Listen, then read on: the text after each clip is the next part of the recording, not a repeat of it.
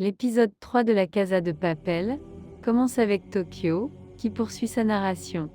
La situation à l'intérieur de la monnaie est tendue, et l'équipe doit faire face à des défis croissants alors que la police intensifie ses efforts pour négocier.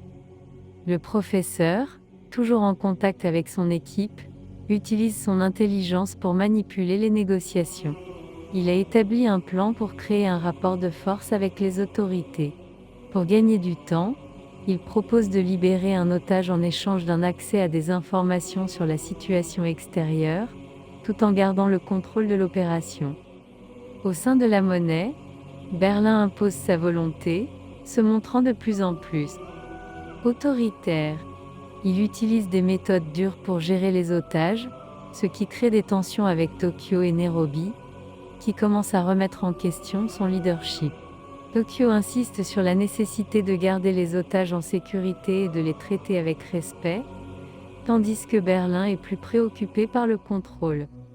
L'équipe commence à se diviser, avec des membres qui prennent position. Tokyo et Nairobi forment une alliance pour défendre une approche plus humaine envers les otages. Moscou, essayant de maintenir l'harmonie, soutient Tokyo, tandis que Denver, pris entre deux feux, tente de calmer la situation. Le professeur, de l'extérieur, surveille la situation et constate l'augmentation des tensions. Il essaie de garder l'équipe unie. Mais il doit aussi faire face à la pression croissante des forces de police, qui commencent à enquêter sur la famille et les antécédents des voleurs. Le professeur décide d'utiliser ces informations pour manipuler les médias et créer une image favorable de son équipe. Parallèlement, nous découvrons davantage sur le passé des personnages. Des flashbacks montrent les motivations de Tokyo, son ancienne relation et les choix qui l'ont conduite à rejoindre le professeur. Ces détails ajoutent de la profondeur à son personnage et à ses décisions. À l'intérieur de la monnaie, un groupe d'otages commence à se rebeller, ce qui met la pression sur l'équipe.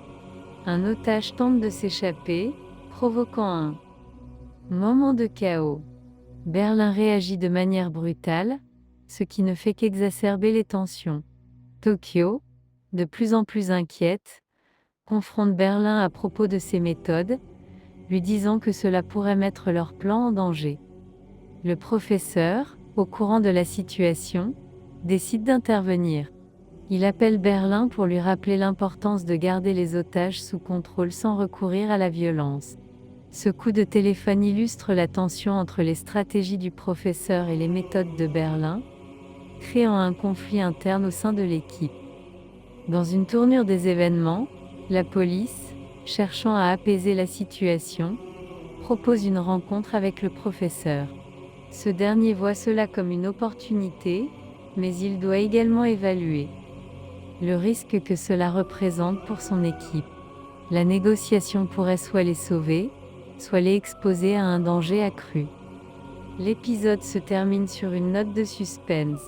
Alors que la police se prépare pour la rencontre, l'équipe à l'intérieur de la monnaie se prépare également à cette confrontation. Les tensions entre les membres de l'équipe sont à leur comble, et le sort de leur plan dépend de la manière dont chacun va réagir face à cette nouvelle situation. Ce troisième épisode approfondit les dynamiques entre les personnages, mettant en lumière les conflits internes et la nécessité de maintenir une unité fragile au sein de l'équipe. Les tensions, à la fois internes et externes, laissent présager des développements dramatiques à venir.